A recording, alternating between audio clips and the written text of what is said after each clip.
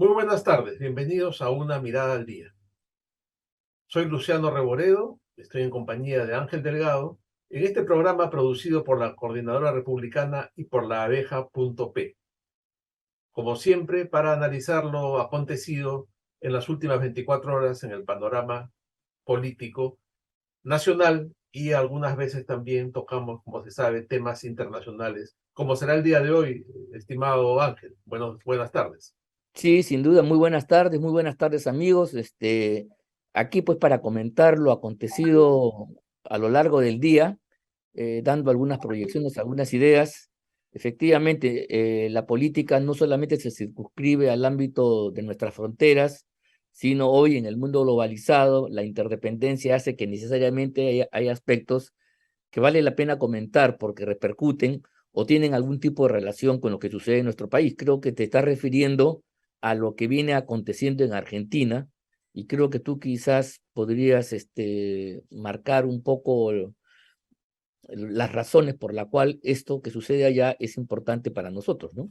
Los peruanos. Bueno, bueno, sí, Ángel, la señora Kirchner, que es un personaje que ya tiene bastantes años como protagonista de la escena política argentina y continental, dicho sea de paso, incluso como integrante del Foro de Sao Paulo, ex gobernante de los argentinos, ha estado pues involucrada en actos de corrupción y recientemente se ha pedido 12 años de prisión para ella, que es una sentencia bastante benévola considerando todo lo que la Fiscalía ha encontrado en sus investigaciones.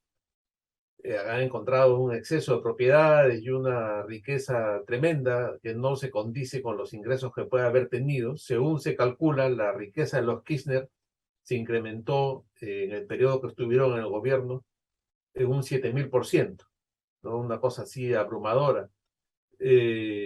Son propietarios, la familia Kirchner, particularmente Cristina, de embarcaciones, edificios, propiedades, grandes fincas en el campo, etcétera.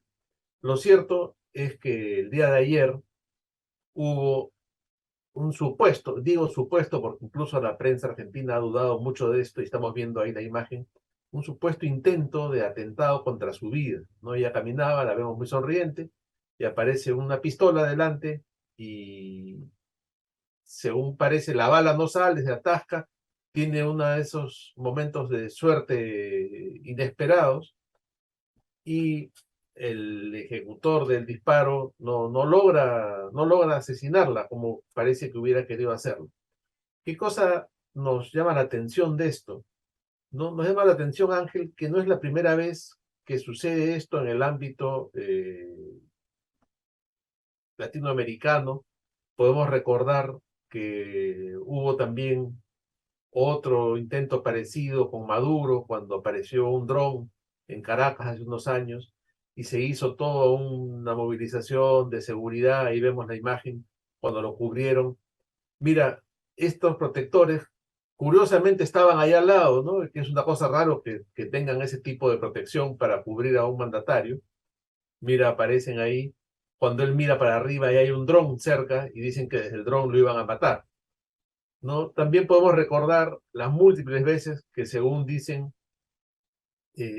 según cuenta la historia, quisieron asesinar a Fidel Castro. Según se reporta, más de un centenar de veces intentaron asesinarlo sin suerte, pero siempre era muy bien utilizado esto al interior de la isla, ¿no? La noticia de que han querido matar al comandante y siempre se usaba de una manera muy populista y se usaba en su favor.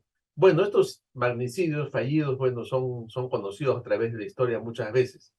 Y eh, el caso de Kirchner, de Cristina Kirchner y las investigaciones tienen una serie de cosas oscuras, ¿no? Recordemos también que un fiscal que está investigando este caso hace unos años, inesperadamente cometió suicidio, ¿no? Un suicidio que también fue cuestionado porque el hombre no tenía ningún motivo aparente para suicidarse y cuando estaba con la investigación muy avanzada se suicidó. Hace unos días, con motivo de la investigación que se está siguiendo sobre Cristina Fernández de Kirchner, el actual presidente Fernández hizo un comentario sobre el actual fiscal que investiga a la señora Cristina Fernández, ¿no? Y dijo que algo así como ojalá no suceda lo mismo, como recordando lo que había pasado con el fiscal Nisman, creo que era su apellido. Y esta declaración fue obviamente muy mal recibida, ¿no? Porque como que recordaba ese suicidio y que no había tenido eh, que no había sido real, ¿no? Sino que había sido probablemente un asesinato, ¿no? Polémicos dichos de Alberto Fernández, ahí tenemos la imagen, cuando dice Nisman se suicidó, espero que no haga algo así Luciani, ¿no? Como diciendo, espero que también no se suicide, eso es algo, es una barbaridad lo que dijo este hombre. Y eh, curiosamente, como tú decías, esto tiene que ver también con el Perú, de alguna manera, porque se manejan mucho estas cosas cuando hay victimizaciones Sí, sí. y se usan políticamente, ¿no? Y no llama la atención que el ministro Salas, siempre tan eh, rápido para opinar y tan hablantín como es, el día de ayer haya dicho que este intento de agresión de Cristina Fernández podría tener un correlato en el Perú como una muestra de violencia política, que si ya le lanzaron huevos a Castillo, mañana podrían ser balas, ¿no? Bueno, eso como un breve resumen, Ángel, Sí, sí. de todo Bueno, lo que ha acontecido en torno, de todo lo que se puede concluir en torno a este fallido atentado o a este falso atentado, no sé cómo calificar.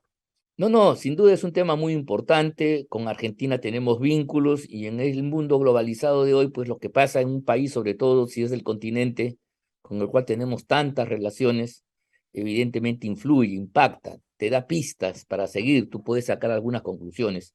Lo primero que quería decir es una aclaración a lo que tú has dicho al comienzo de tu exposición. Te sorprendías a ti el pedido de la Fiscalía por los actos de corrupción que son muy grandes y no tengo ninguna duda que esta izquierda caviarizada en América Latina no solamente tiene un conjunto de ideas peligrosas para el régimen republicano y la democracia, sino que además ha copiado los estilos de vida de todos aquellos sectores de la rancia oligarquía y la derecha, a lo cual dice combatir. Hoy esta gente son los nuevos ricos y en consecuencia no tienen ningún tipo de empacho, no de trabajar, no de producir, no de crear riqueza, que yo creo que es la forma más legítima de generar riqueza, sino aprovechando las ventajas del poder. Un conjunto de aventureros, ¿no? Hábiles, sin duda alguna, usan el poder político para articular con empresarios mafiosos. Creo que el modelo más desarrollado, más importante, ha estado un poquito más arriba, en Brasil, donde el Partido de los Trabajadores de Lula, una maquinaria política de izquierda radicalizada, parte también del Foro de Sao Paulo, ¿no? Por algo el foro, esta reunión eh, originalmente se realizó allá y tiene ese nombre que marca el nacimiento de este tipo de organizaciones. Bueno, no tuvo ningún problema en pactar con las más grandes empresas brasileñas, con Odebrecht a la cabeza, y entonces hicieron un bloque de radicales izquierdistas con empresarios inescrupulosos, que para ellos el término de la izquierda no les asusta, porque es una izquierda que también ya hace años no quiere pues quitarle su capital, sino lo que quiere es compartir. Y entonces dándole facilidades ganan y ganan todos, ¿no? Ese es el modelo brasileño de corrupción que aquí también se quiso aplicar y en otras partes del continente. Y hay que decirlo con todas sus letras, es auspiciado por las izquierdas. Entonces la izquierda ya deja de ser la gente como antes, ¿no? Cierta caricatura, gente que vivía en condiciones modestas, sencillas, y hacía de eso una cosa de legitimación y orgullo, sino ahora son frívolos, son absolutamente cosmopolitas y además manejan mucho dinero a través de estas prácticas corruptas. Pero lo que quería decir era que tú señalabas por qué 12 años. Yo tengo una explicación un poco técnica, pero quería decirle a los amigos que en Argentina, como en otras partes, los delitos de corrupción tienen ese estándar, ¿no? Lo que aquí cambia y hace que tengamos prisiones de 30, 35 años y más, y prisiones preventivas de 3 años, por cosas que finalmente son corrupción, es que se los ha reconducido a una figura bien especial del punto de vista de la técnica para marcar la tipología del delito, que es el lavado de activos. El lavado de activos es un delito muy grave, porque está acompañado con prácticas como el narcotráfico, el terrorismo, la trata de blancas, el tráfico de órganos, ¿no? Que generan riquezas importantes, y entonces el mecanismo para poder gozar de esa riqueza acumulada es un proceso de lavar esa plata negra, comprando una serie de propiedades o haciendo un conjunto de servicios que justamente blanquean y dan legitimidad a ese dinero. Entonces, por eso es que se sanciona muy fuerte las prácticas de lavado de activos, ¿no? Porque no es sino la continuación de estos delitos como el narcotráfico, el terrorismo, la trata de blancas, ¿no? La actuación en banda en general, que necesita de lavado de activos. Entonces, reconducir las prácticas corruptas al lavado de activos siempre me ha parecido una exageración. Creo que esto fue un gran error del Congreso, inclusive con los fujimoristas al frente, que con el argumento de darle mayor penalidad a los actos de corrupción, los llevan a figuras que no corresponden. Justamente uno de los problemas del derecho penal es caracterizar bien cuál es la falta, cuál es la transgresión, cuál es el ilícito penal, y entonces, pues, así como el asesinato tiene una característica del homicidio simple, ¿no? Y más aún, de la persona que manejando su carro hiere a otro y lo mata, hay gradaciones. El asesinato con besanía, con todos los agravantes, tiene una penalidad, y el homicidio simple tiene otras características, y el homicidio culposo tiene otras relaciones. Entonces, si eso no se hace desde el punto de vista de la técnica, yo creo que es parte de los problemas que tenemos en el Perú, ¿no? Donde al buscar penalizar más las conductas en lugar de corregirlas, entonces estamos generando monstruos que da, por cierto, pie a injusticias, a excesos exabruptos, y a que fiscales inescrupulosos como el señor Vela y como el señor Domingo Pérez hayan usado esto para perseguir políticamente en consumo con el lagarto Vizcarra, ¿no? Entonces, esto lo quiero decir un poco a manera de aclaración ante tu pregunta, ¿por qué? Porque yo creo que eso está mal, ¿no? Mira tú, Argentina, que es un país donde el derecho en general tiene un amplio desarrollo, sus facultades de derechas para nosotros son centros, son luminarias, ¿no? Entonces, mira tú, tiene su desarrollo en la lucha anticorrupción tiene estas características, y aquí usamos pues mecanismos un poco tropicales, un poco africanos, que me parece de crueldad absoluta, al reconducir prácticas de corrupción, ¿no? Y convertirlas en lavado de activos siempre, ¿no? Eso creo que hay que decirlo por delante.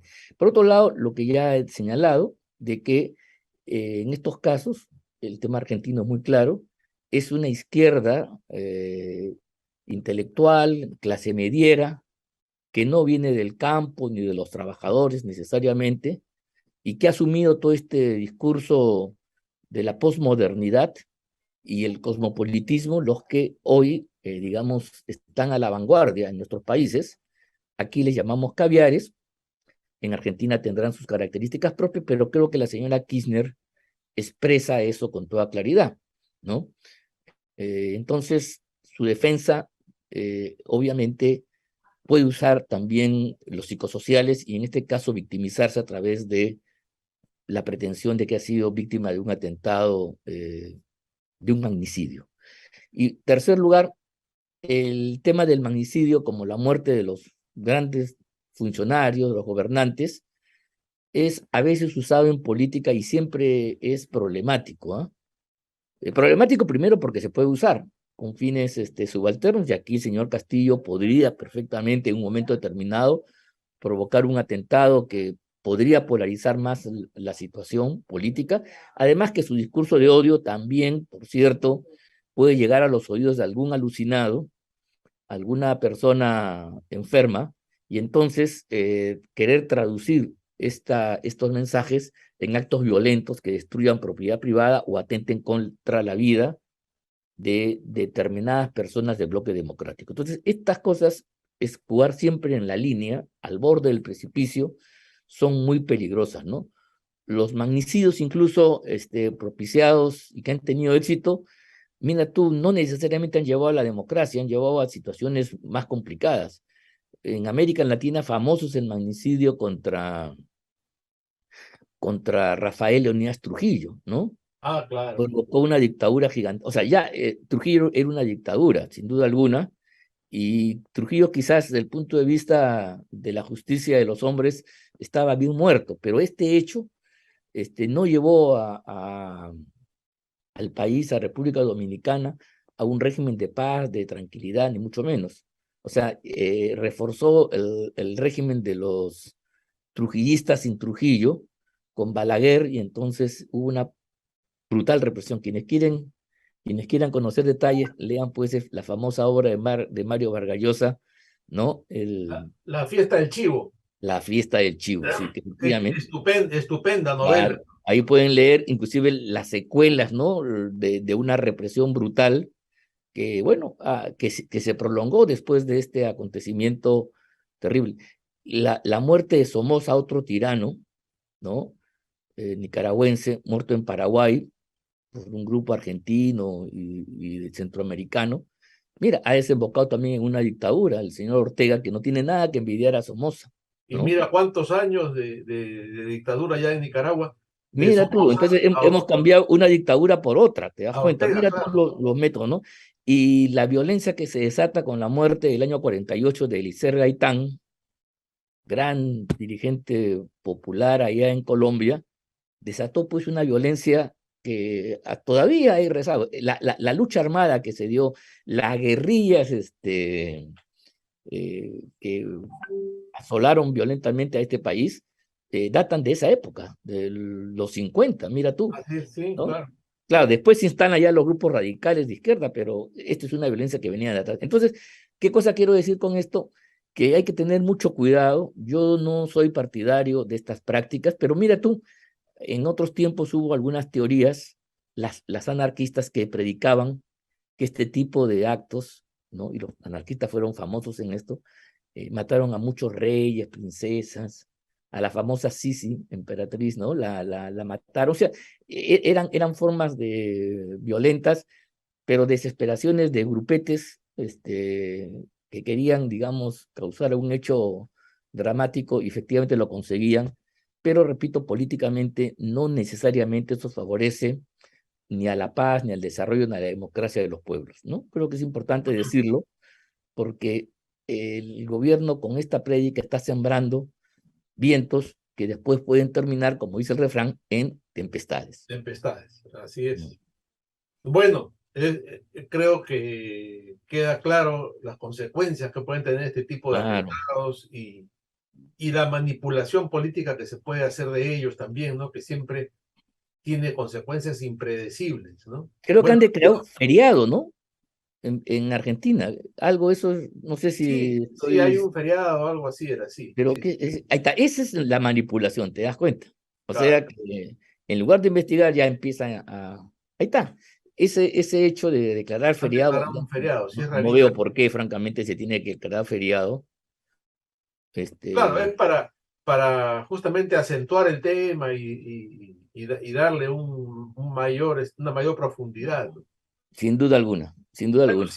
sí, esto los atentados, también recordarás el famoso atentado contra Hitler del que salió ileso, Sí, y bueno, podríamos pasarnos la mañana hablando de estos sí, la episodios. verdad es que, bueno, pues se ha usado, ¿ah? Y repito, el anarquismo tiene una larga tradición en magnicidios, ¿no? Y Pero la también, verdad es que en ningún caso eso ha tenido un saldo positivo en última instancia. claro, y radicalismos de toda índole, ¿no? Como Claro, este señor Ali Agca que quiso asesinar a Juan Pablo II, ¿no? ¿te acuerdas? Claro que sí, Un sí. 13 de mayo, coincidiendo con la fiesta de la Virgen de Fátima. Bueno, Así es. en fin, como te digo, podríamos hablar durante horas de este tema que resulta apasionante, ¿no? Cuando uno va Sí, a las claro, claro. consecuencias y todo, incluso la Primera Guerra Mundial tiene que ver también con el asesinato del príncipe, bueno, se me fue en este momento el nombre, ¿no? Así, Pero claro, no, no, eh, Marilyn, no, Francisco Fernando, el archiduque En Sarajevo, Sarajevo, ahí claro, su es un esposa, claro, magnicidio. que Un magnicidio que fue el pretexto para la guerra. claro, así es, no mira todas las consecuencias que puede tener un crimen de esto. Sí, ahí está, eso lo mató los grupos terroristas ¿cómo se llama? Todavía no existía Yugoslavia, ¿no? Así es, ¿no? Y el mismo concepto de terrorismo no estaba desarrollado como tal en el estudio de las ciencias políticas, ¿no? Pero Sí, bueno, sí, sí, claro, claro que sí.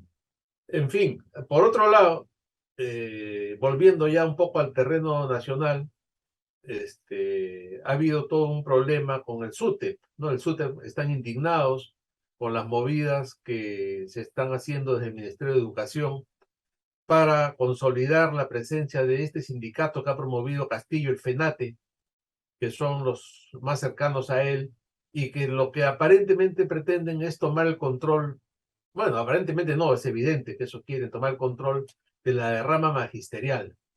Ahora, la derrama magisterial, como tú bien sabes, Ángel, maneja millones, grandes cantidades de dinero, y eso sería el tema de fondo aquí, ¿no? Pero por otro lado, también hay ciertas diferencias ideológicas, porque este FENATE surge del SUTEP CONARE, al cual pertenecía originalmente Pedro Castillo, y que, como se sabe, en la famosa huelga magisterial que le encabezó el año 19, quedaron en evidencia los vínculos de esta facción del SUTEP con el Movadef, cosa que hasta ahora carga como un baldón Pedro Castillo, ¿no? Entonces hay varios temas y varias aristas para analizar este asunto desde el punto de vista ideológico y esta radicalización de un sector del sindicato magisterial que, como también recordarás, fue una de las primeras cosas que hizo Castillo, fue, una vez asumido el poder, reconocer a este sindicato partiendo el sindicalismo magisterial,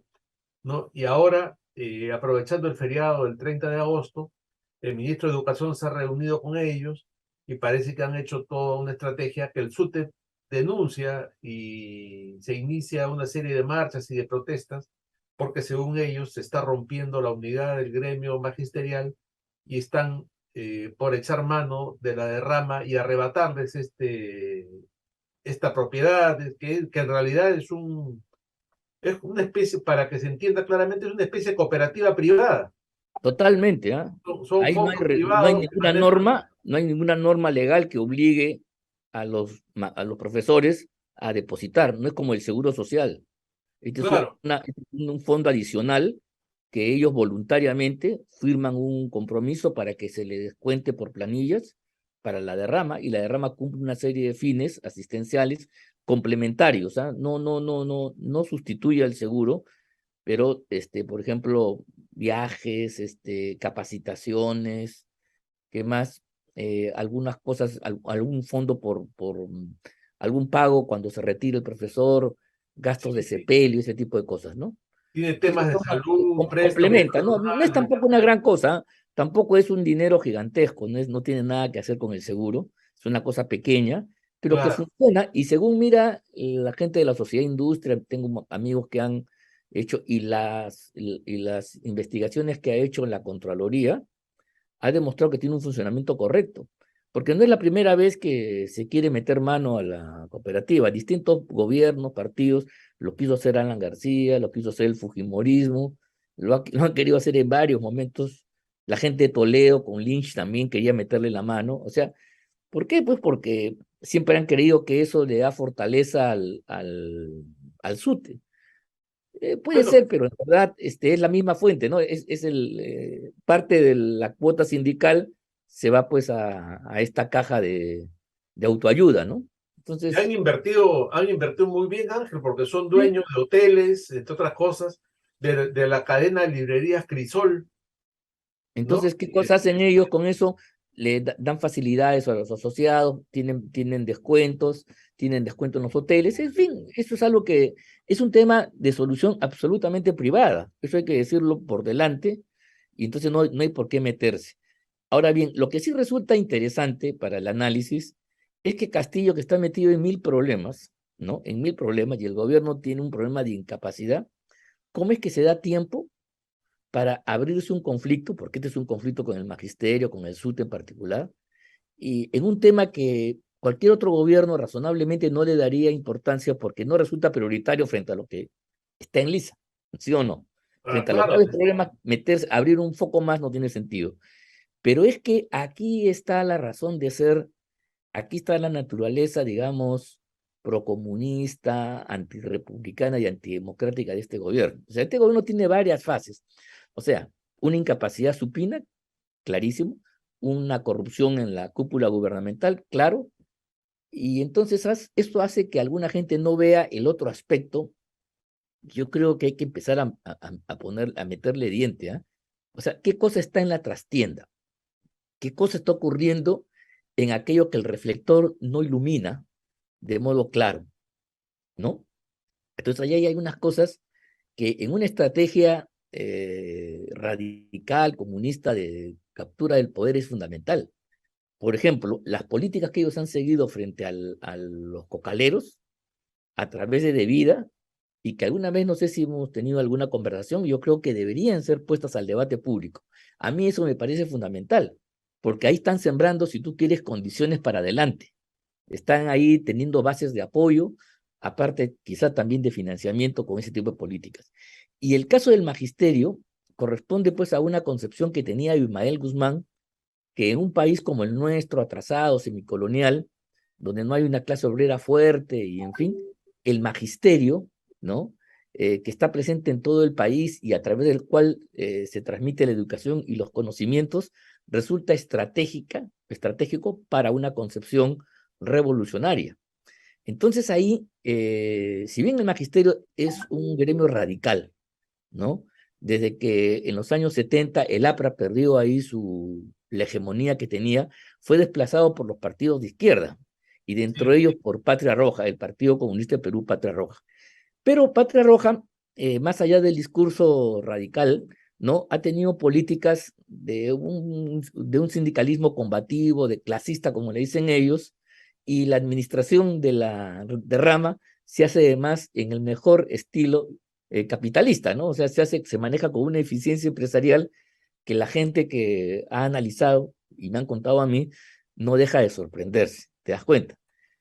Entonces, para quienes están en la estrategia de armar una base política y social en el Magisterio Nacional por la influencia que tiene para un proyecto político de transformación, de cambio, un proyecto revolucionario, entonces este es fundamental. Por eso es que Castillo, mira tú, podrá ser ineficiente en todas las cosas, pero en estas cosas mira cómo caminan. Primero, pusieron al ministro vinculado a actos terroristas, yo no me acuerdo su nombre, el ministro de Educación, que lo primero que hizo fue reconocer a FENATE, ¿no? Entonces, FENATE se ha convertido además, tiene una contraparte que es el Partido Magisterial Popular, que ya sería lo que Sendero Luminoso quiso inscribir y no pudo, ahora ya lo ha logrado a través de estas cosas. Mira las cosas que están logrando. Y claro. ahora si logran, digamos, tienen ya tienen parte del sindicato, y si con apoyo del Estado, del ministerio, ellos pueden, digamos, desplazar al SUTEP y tomar la derrama magisterial o debilitarla, evidentemente se van a entronizar, y el objetivo entonces de una confrontación con la República y con la democracia hacia adelante se pone a la orden del día. Esto tiene que ver, por ejemplo, con las actuaciones de los prefectos, qué están haciendo. Y habría que empezar a ubicar esas cosas que no la vemos en primera instancia, porque repito, la política como espectáculo, y aquí el Perú no es excepción, ha puesto pues los énfasis en la estupidez, en la falta de tino, en el manejo pésimo de la cosa pública que hace Castillo y en los actos de corrupción. Pero estas cosas que estamos aquí viendo tienen una lógica distinta y yo creo que deberían merecer una atención de los analistas, de los periodistas y sobre todo de las fuerzas políticas democráticas. Porque miren, ellos saben perfectamente, como nosotros, que Castillo finalmente ha decepcionado el punto de vista de una gestión positiva. Castillo no se parece para nada a Chávez, ni a Morales, ni a Correa. Inclusive, algunos deben pensar que su fin es ineluctable en la medida que avancen las investigaciones fiscales y un día va a tener que desaparecer. pero no les importa por qué, porque en este lapso, en este tránsito, mientras estamos hablando de las cosas que ruge rabiosamente el señor Torres, ¿no? Estos insultos, ellos están construyendo lo que en el lenguaje maoísta se llama bases de poder popular, ¿no? Por cierto, estoy leyendo un libro sobre el maoísmo global de una autora, Julia Lovely, muy interesante, que explica cómo esta concepción del maoísmo, que tú podrías parecer que ha sido superada, se proyectó por todo el mundo. Inclusive tuvo que ver con el fin de la Guerra Fría y la caída de la Unión Soviética, y estas ideas radicales, ¿no? Ya traducidas a los lenguajes de cada pueblo, han tenido una gran importancia, ¿no? Entonces, ¿qué cosa quiero decir con esto? Que sin duda alguna, este aspecto que sí yo creo que pone en contradicción al país, porque la democracia se puede poner en peligro, debemos advertirlo un poco más. O sea, ¿cómo es posible? Y la defensa del magisterio, de la derrama, de la independencia del SUTEP y todo lo demás, se vuelve necesario que los demócratas lo defendamos para poder frenar estos avances. Si eso se cae, ¿qué importa que mañana Castillo, pero si el magisterio se va a reorganizar, se va a replantear bajo las consignas del FENATE, de lo que fue el CONARE, de lo que fue Movadef, de lo que fue Sendero Luminoso en última instancia, creo que la cosa en el largo tiempo se va a poner bien peligrosa para el país. Esa es mi opinión al respecto. Mira, yo creo que es fundamental lo que acabas de mencionar, Ángel, muy interesante ese último enfoque, y eso es lo que está finalmente en juego, ¿no? Eso es lo que se está disputando, el control a futuro de lo que es las mentes de los chicos, ¿no? Lo que es lo que Sí, implica tener en sus manos el control de la enseñanza y los contenidos de la enseñanza, y es un tema de fondo, de debate ideológico, que a veces uno no lo percibe porque estamos un poco en la epidermis del problema, ¿no? Pero en el fondo está eso, yo creo que es muy interesante lo que has señalado, y por ahí habría que profundizar y seguir señalando ese tema para que quede en evidencia y quede claro, y vayamos a los temas de fondo y no nos quedemos en lo circunstancial o en lo cotidiano.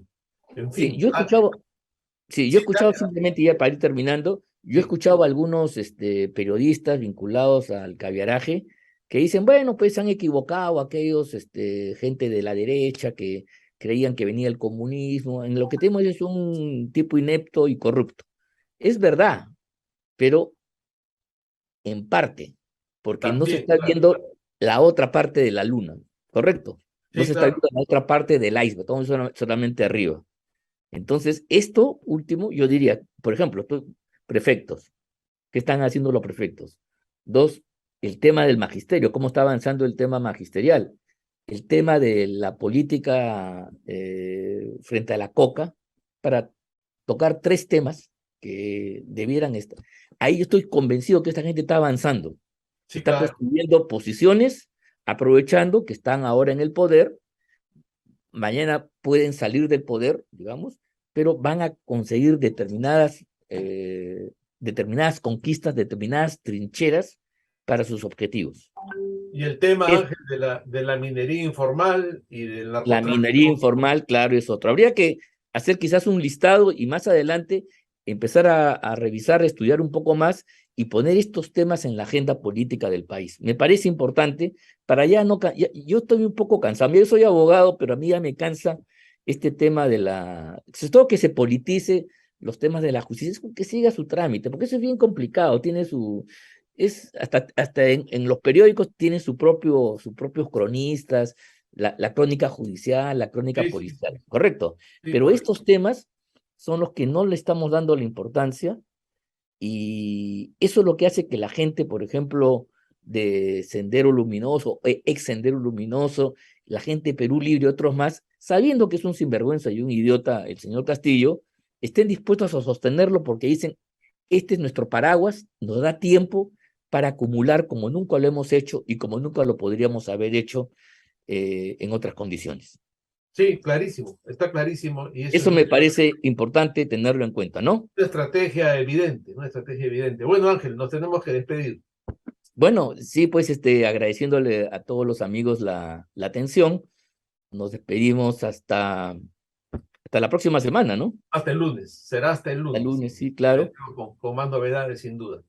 Bueno, muy buenas tardes y muchas gracias, nada más. Listo, buenas tardes. Nos vemos el lunes. Nos vemos.